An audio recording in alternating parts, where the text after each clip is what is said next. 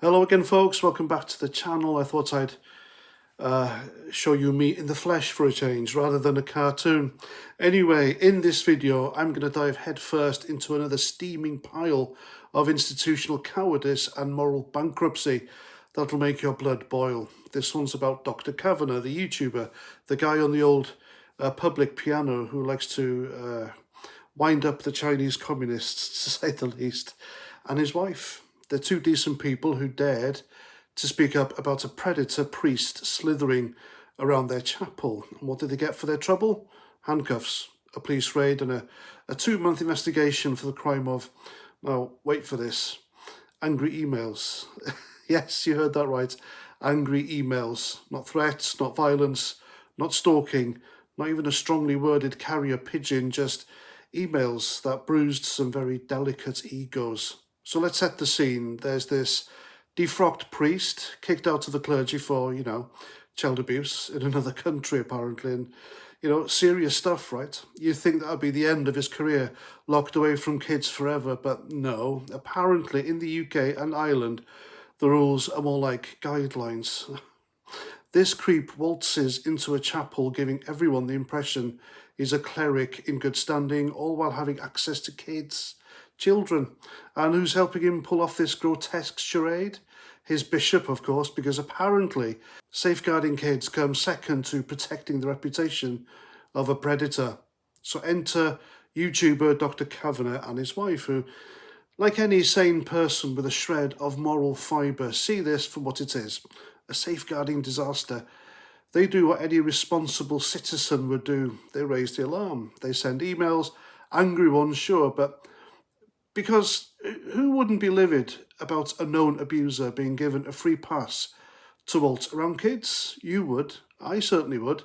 But these weren't threatening emails, mind you. No, we're coming for you nonsense, just pointed, passionate words demanding accountability. And what's the response? Do the bishop and the predator priest admit fault? Oh gosh, you're right. We should probably never, ever let a convicted abuser near children. Of course they didn't. Instead, these two delicate snowflakes, seething with rage at being called out, run crying to the police. Help, we're being harassed, they cry. Bloody hell. Clutching their pearls. Harassment in this case means someone had the audacity to point out their catastrophic failure to protect vulnerable kids. So what do the police do? Well, do they investigate the bishop for enabling a predator? Do they look into why a defrocked priest is being allowed near kids? Nah, they storm Dr. Kavanagh's home, arrest him and his wife, and launch a 2-month investigation into their emails. 2 months for emails. I bet if you email the police about a burglary, they tell you they're too busy investigating hurty feelings, won't they?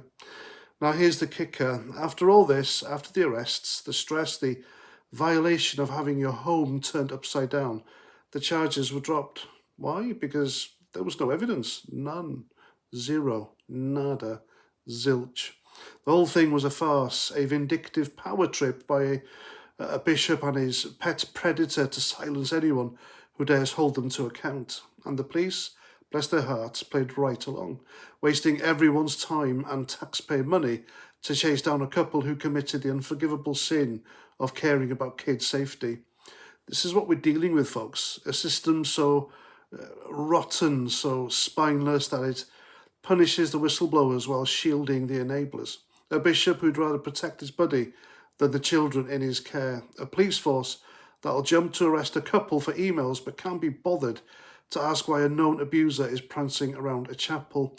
And a predator priest who, instead of facing justice, gets to play the victim because someone's hurt his feelings. It's a clown show, and the clowns are running the circus, aren't they? So what's the lesson here? If you see something wrong, keep your mouth shut, because the people in charge don't like being reminded they're failing. They'll come for you, they'll drag you through the mud, and they'll do it all while protecting the real villains. But here's the thing, Dr. Kavanagh and his wife didn't back down. They stood up, they spoke out, and even after this ordeal, they're still standing. That's what courage looks like, and that's why people like them are 1,000 times more decent than the snivelling cowards who tried to silence them. So to the bishop and your predator pal, no, I don't want you watching actually, but still, shame on you. To the police, do better, and To Dr. Kavanagh and his wife, keep fighting. The world needs more like you, not less.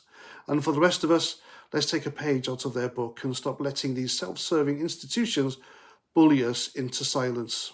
Speak up, call out the nonsense, and don't let the clowns win. So there we go. I'm Paz49. Thanks for watching. And until the next time, stay sane and don't let the bastards grind you down. I'll see you at the next video. Roger Trout.